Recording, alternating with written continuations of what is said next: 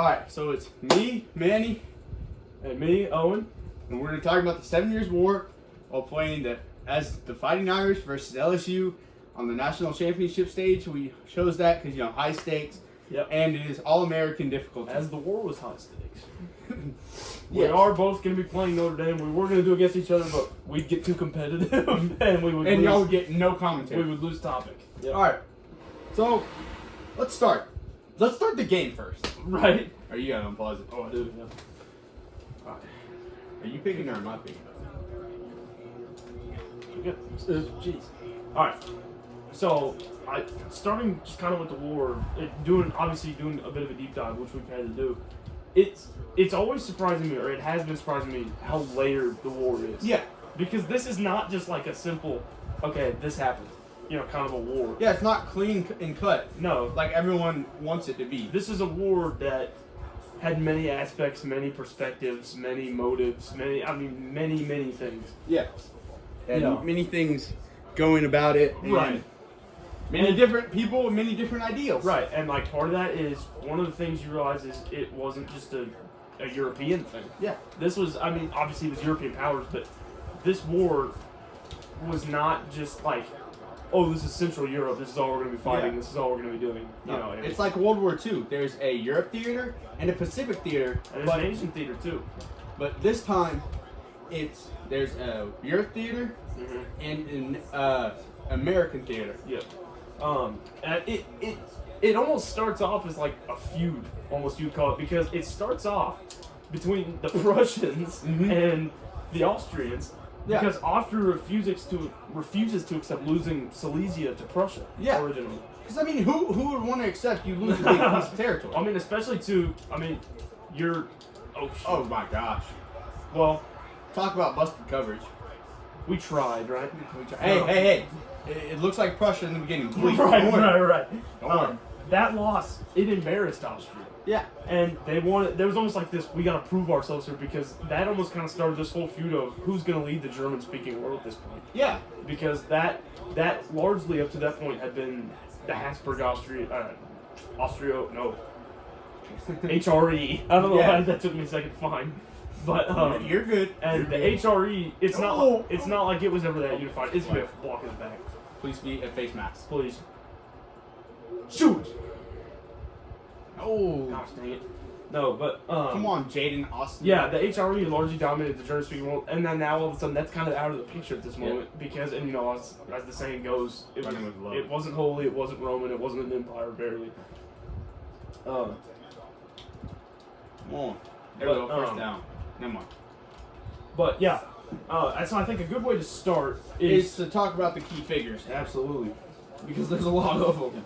And they are, of course, vital to this war and its efforts. They're the whole reason the war kind of happened. Right. So let's first, of course, start with the man himself, Frederick the Great from Prussia. All right. Yeah. So he's, King Prussia. Right. King Prussia. King of Prussia. Right. I speak. Right. During this period. Yeah. During the period. He almost has a lot of emperor qualities to him. Yep. And the way that our line. I should have thrown the ball away. O-line you and we can't block. Yeah, exactly. But, no, he has a lot I'm of. trying to hit Grey House. He has a lot of emperor qualities to him. So I tell you I'm going to hit someone and then I throw it to double coverage. I apologize. Oh! Come on. Oh! Alright. But yeah. So this is an embarrassing we need to talk more about the war. Yes, So. Yeah. He won some major battles in this war. This dude is militarily a heavy hitter. And, that, no pun intended, because that's honestly his strategy. Yeah. Right? But he wins major battles like Rossbach and Leuthen, if that's how you say that. Yeah. He launched preemptive strikes to the war in Saxony. Yep. He's a feisty dude militarily. Yeah, exactly. And he's outnumbered because he has France, Austria, and Russia all knocking down his door. No, and it's an interesting point, kind of talking about Greater Prussia here. From the beginning, geographically, even before the war, they're kind of screwed. Because they have everyone around them. They're absolutely pinned. They have the sea to their backs to the north. They have the French to the west, the Russians to the east, the Austrians to the south. And in the northwest, they have the English. I don't know why it's fun there. But In the Northwest, they have the English, so if they want to do anything navally, they have to go through them. And of course, they have the strongest navy on them. Yeah. So Prussia is in this really terrible position, kind of to start with. Like how we are right now. Right. And he kind of has to. We're Okay, and we're gonna get Oldwing. It's gonna be a block in the back. You serious? Just don't touch him. Dude. All right. So they're kind of screwed to start with, and a lot of his strategy has to end up being, okay, we're already 2 steps behind. Like, screw going 2 steps forward. Screw throwing it forward. I throw it to you. But screw going 2 steps forward to the point we're gonna have to dig ourselves out of this hole that we're already kind of geographically dug in. Yeah. Like right now, we're geographically dug in. We cannot complete anything. There's only 2 rushing yards. 4 yards rushing in this game. That's a barn burner right there. Yeah. But no, we're down 14-0. and he fought incredibly outnumbered. And part of the outnumbered, you're talking about the people he's going against. One of the heavy hitters who hates him both ways. There's no way. Is that another pick? Yes. Jeez, all right. But Empress Elizabeth. Yeah, I should maybe cool off. Like Emperor Elizabeth hated him so much, she sent people towards him. Like how I'm throwing these balls straight to LSU. Now, if I was the quarterback, that'd be great. But I'm not. Yeah, she's the leader of Russia at this point, and she hates Frederick. A lot of this is Frederickson. She hates Absolutely. Frederick. I mean, despises Prussian culture, despises him. Yeah, it's one of those things that almost just kind of makes sense. Like, oh, you could have had a pick, dude. That was an OSU play right there. But no, but yeah, she is very anti-Prussian in lots of ways. Yeah.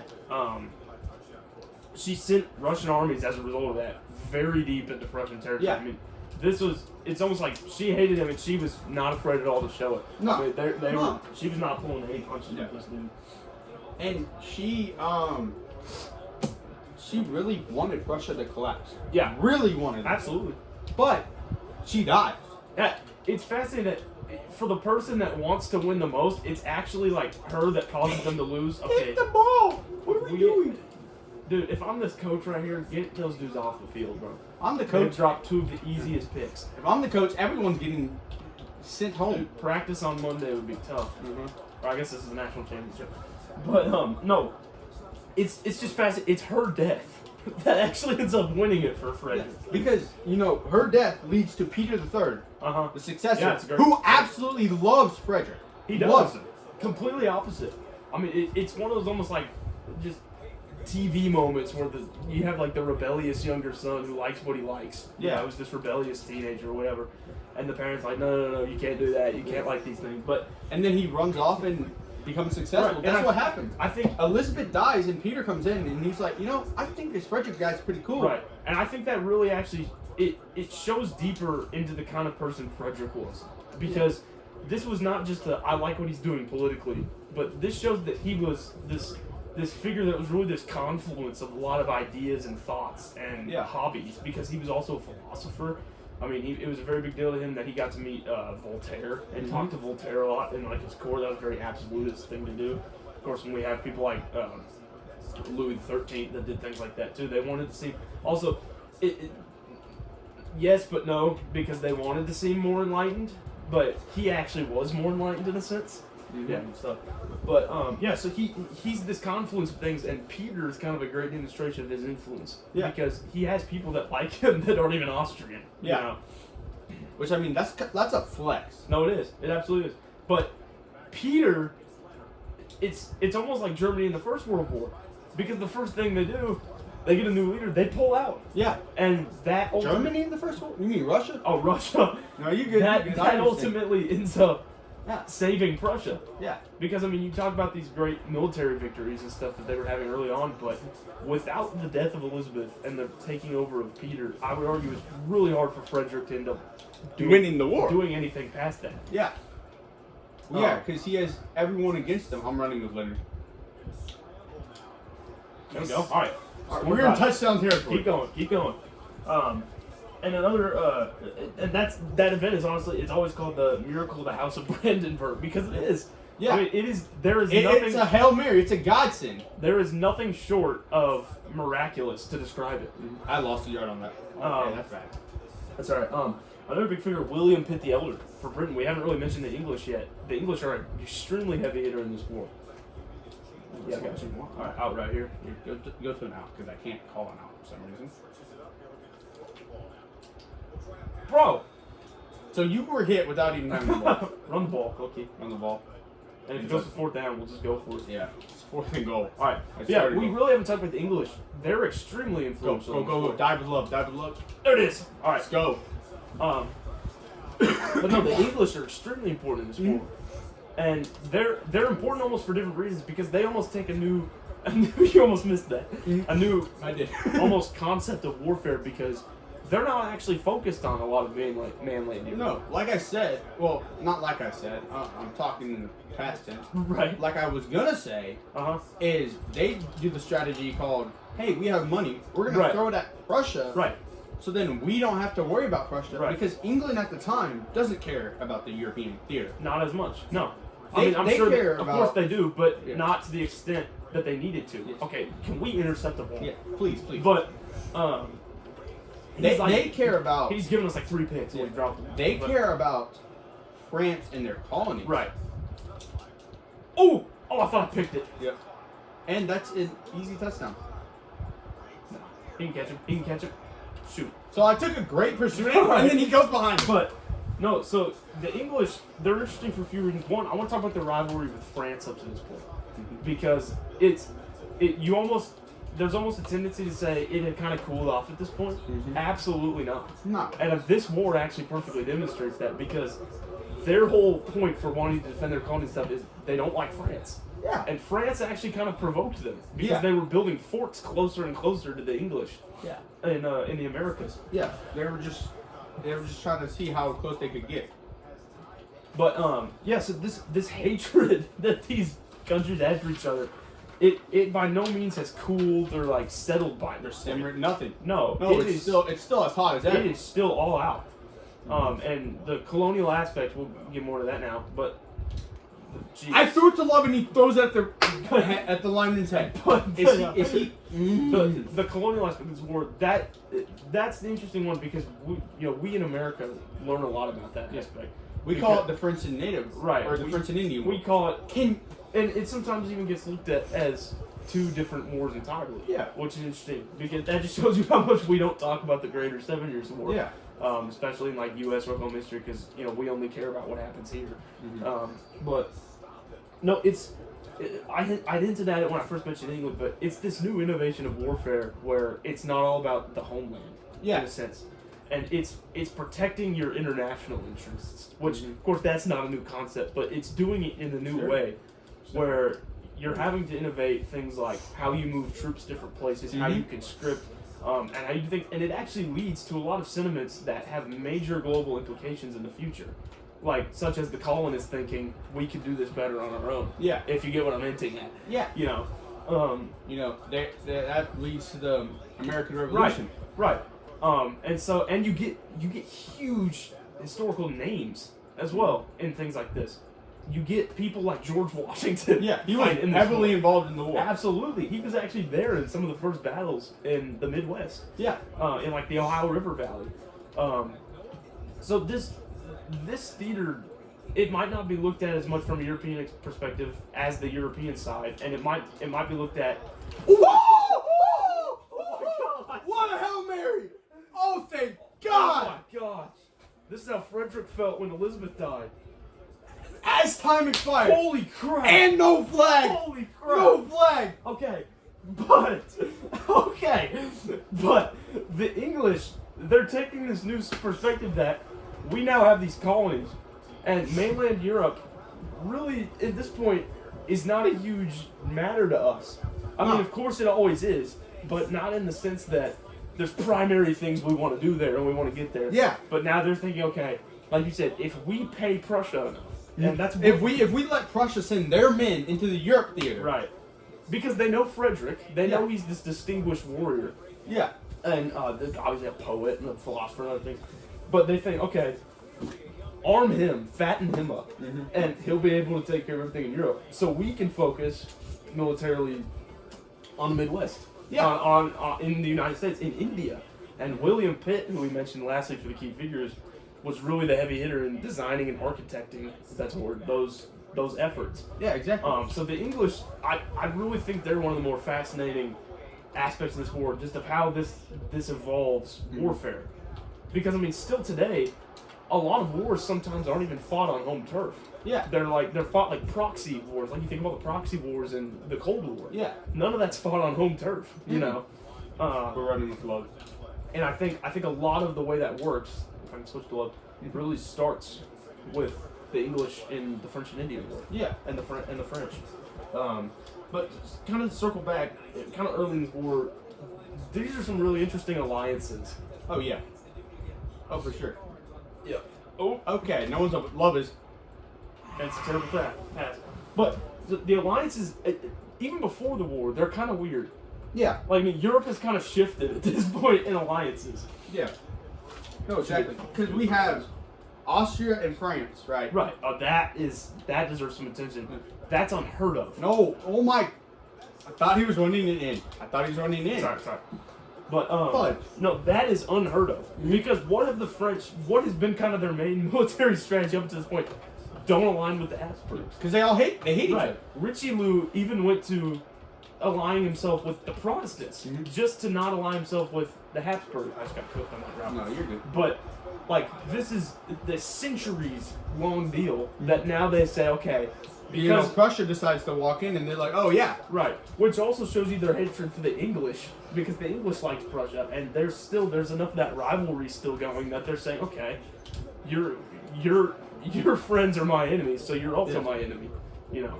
Yep. So that's a really interesting alliance that they took. What the heck? And then your controller died. Bro. I'm about to change batteries. Are these AA or AAA? I think they're AAA. They're AAA crap. There's no way. Just turn that control. If you turn that controller off, will I just be able to finish the game? No, because I need to be in. Shoot. Well, that's not good. Having some quick technical difficulties. Okay. We're back. We just need that to hold for the rest of this. Yes. All right, resume. Not even a great game, anyways. Yeah. So France and Austria are definitely an interesting alliance, and that whole concept of them allying is often called the diplomatic revolution because it changed the way that diplomatic relations obviously took place in Europe for a long time. I'm gonna hit the great house.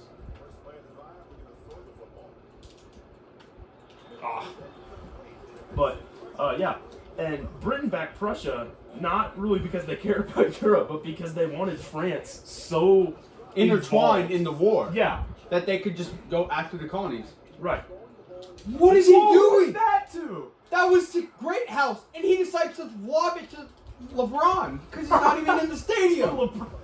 I don't know, But bro, yeah. So that shows you more honestly of the English's interesting war strategies. Okay, France can be so tied down in Europe that oh my gosh, yo, we are getting cooked. he was right there. I went for a hit stick, and he just, But we're getting gritty, though. it shows you the English strategy. Okay, tie France down in Europe so we can take everything in the North. And it didn't work out at first. No. They got their butts kicked for a while in the turf because it's new terrain. Yeah. They haven't fought much in there.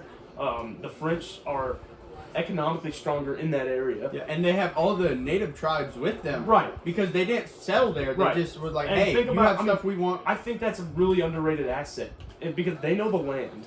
They know how to get places. They know how to win wars in that terrain. Yeah. It really, they just know the land. Yeah, but they know what they're fighting on. so they know I mean, that immediately the French have them beat in that aspect of the Americans. But they do get better. They make landings at Canada. They can script, which is a huge part of it. Which I said they had new innovations. Okay, we're gonna get troops there. We're gonna take our finest. We're not just gonna have these like little militias Where fighting did he come people. from? That just got blown up. But we're not just gonna have these little militias fighting, you know. And so the English really had to adapt, and it is impressive. Oh shoot! I tried to. but- I thought you saw your route. I was gonna go to the right, but Yeah, I thought you were going already. But yeah. So Okay. yeah, but Britain again. This leads back to Britain really just told Prussia, Just run straight, Luke. "We're gonna pay you as much as you need.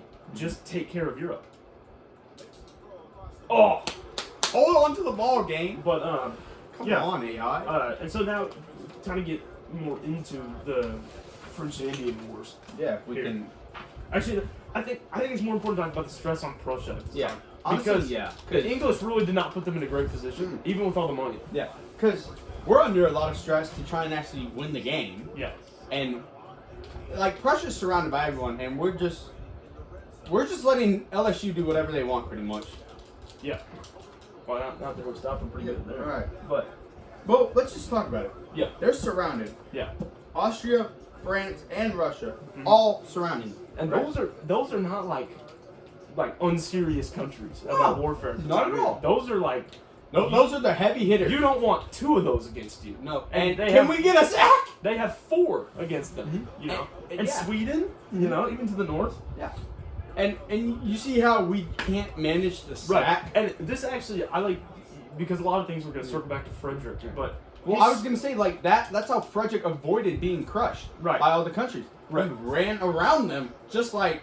well he ran That's- around, he ran to them first. Well, yeah, he ran to them, and then since they couldn't tackle him like we can't. right. You know, it just works out for Right. Frederick. His whole strategy almost was, okay, they're coming to me. I need to go hit them before they have an opportunity to go on the offensive. Because in his mind, I think the moment they went on the defensive, they were going to start losing the war. Yeah. Because like I said, they're already pinned back.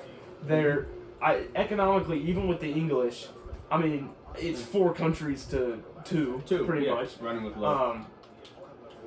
And so I think in his mind, this has to be as offensive of a war as possible. Yeah, because you can't if you hunker down, you're screwed. Yeah, absolutely.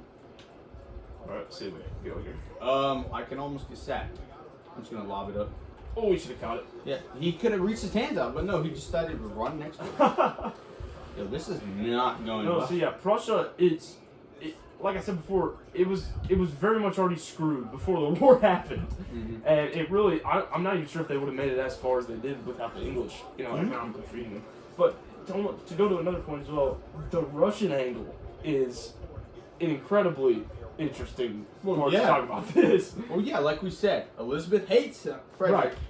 but Peter loves Frederick. Right, and her armies, I mean, in her hatred, they could have done it.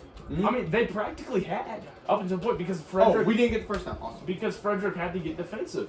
Yeah. But then, as soon as she dies, Peter III takes over. Yeah, I mean, by 1761, Prussia's done. Yeah. I mean, they are beaten. Yeah, I exactly. mean, like I said, we talked about this earlier, but there's not enough emphasis you can put on this. It's like they are cooked. They lost a lot of their Fighting power a lot with of their their men. generals, a lot of their people. They've lost everything. They're exhausted from being so offensive, and we just got scored. Yeah. So, Again, in 1761, you see how Prussia is all covered, is cooked? That's how our Notre Dame defense that's how our is. defense is playing right now. And then she just dies. Just like, I mean, just there's no one kills her, no one just in all just dies. in all things to happen in that moment, it's again you just cannot put enough emphasis on it. Oh, I don't care about the Samsung notification, bro. Oh, hey, bro. You better take your account. But we got a whole other quarter. But, Yeah, we're down 14 to 52. But and he takes over, and I know I talked to you off camera about this, that it really is fascinating how Russia kind of does the same thing that they eventually do in World War One, which I mentioned this earlier too. Yeah. They have a new You called leader. him Germany. Yeah, I did. They have a new leader. The leader takes over And and immediately pulls them out. pulls them out of the war. Immediately. All right. Now let's look at the globe side of things. Like Yeah. we're talking about with We France, talked a lot about the Americas, colonies, and but it's more than Britain. that. It's more than just the Americas. Oh yeah, no, for sure. But the Americas is a big part. It's an absolutely huge part. We cannot complete that. We cannot do anything.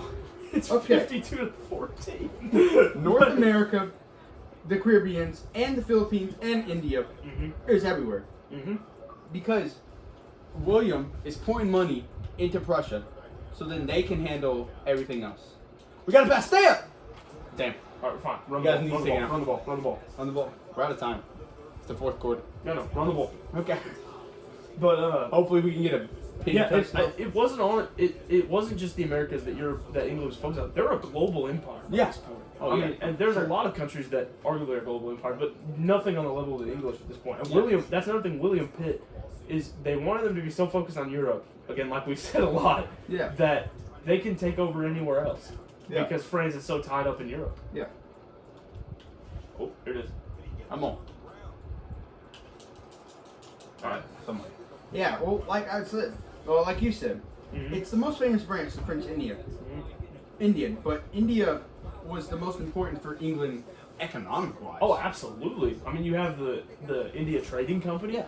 That was originally started by, I think, the Dutch, maybe? Yeah, or the Dutch, it had yeah, gotten yeah. handed over to the Dutch or something at some Uh-huh. point, but the English took it over because they're the English and they do that. Yeah, you know, But they just take and They take. liberate, but Yeah. it's like America when you find oil. But Yeah, um, but by the time the war's over, Britain controls French India and most of the Yeah. territory Well, like I that said- France had in America. Right, like I said, they turned around their efforts Mm-hmm. because I mean they adapted, and that's why again it makes the English one of the most interesting aspects of this conflict of this war.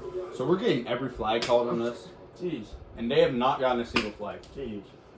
But yeah, they France loses all of its territory, which is another thing because they eventually get it back.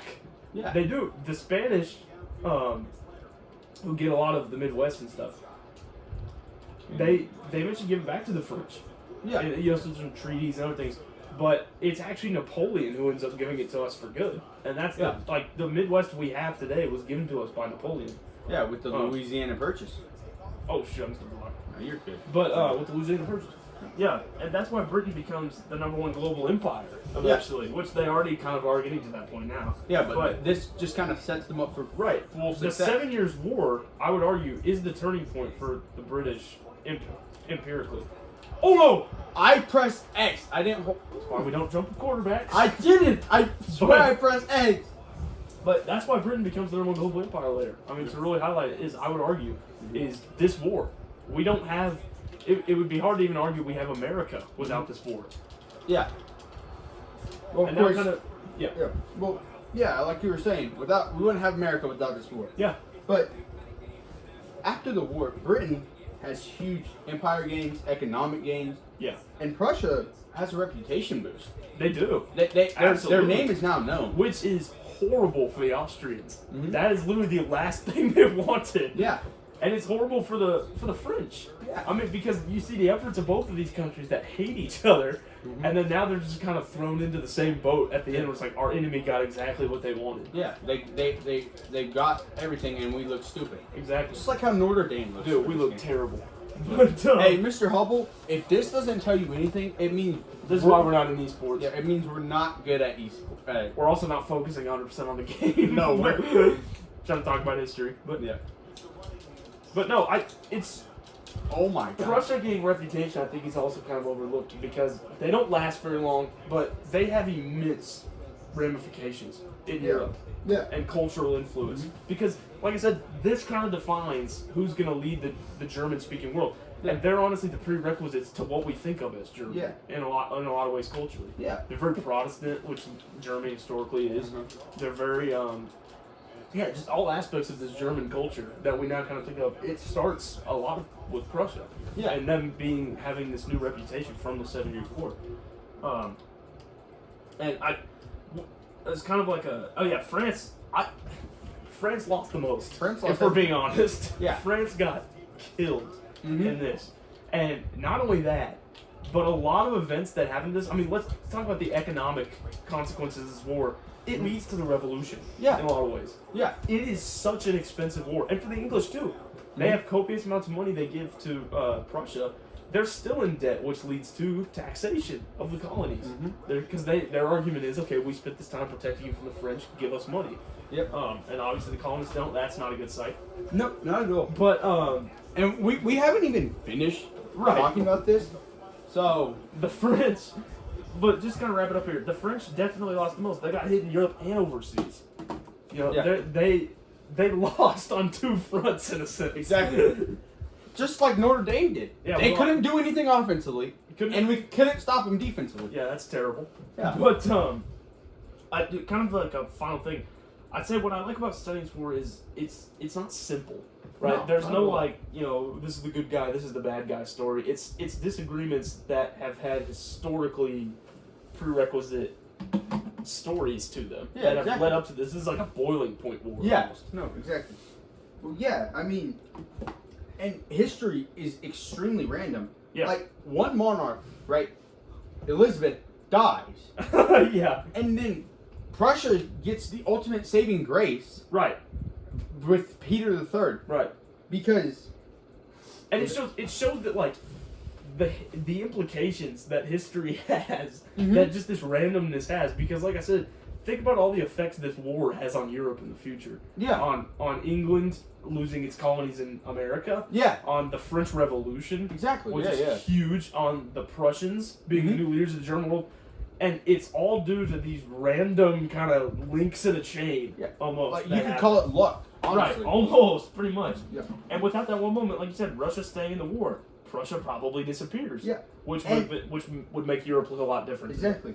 Which also means that if Prussia disappears, you don't get a German Empire. No, which is why it would look different. Exactly. And the whole Europe without the German Empire in the 19th and 20th centuries looks completely different. Yeah, it's a huge war. I mean, both physically and implications-wise, exactly. that shapes the world. There's no other way to put it, because it's the first global world conflict. Yeah, no, exactly. And just to really finish here, we kind of compiled some facts that we thought were fascinating. Yeah. It obviously started because Austria wanted Silesia back from Prussia. Yeah. What else? Austria, France, Russia, Sweden, and German states allied against Prussia. That is that sounds like Napoleon. No, it does. It's a prerequisite to Napoleon. Exactly. Fighting Napoleon has all the coalitions of Europe hating against them. That's what Frederick had to go through. Britain supported Prussia financially. I mean, the British economics, like we said, we care a lot about as Americans. Yeah. Because a lot of that is what led to us being able to break free. Right. And then, yeah. like, the North American branch, the French and India War. Yeah. India. I keep saying India. It's Indian.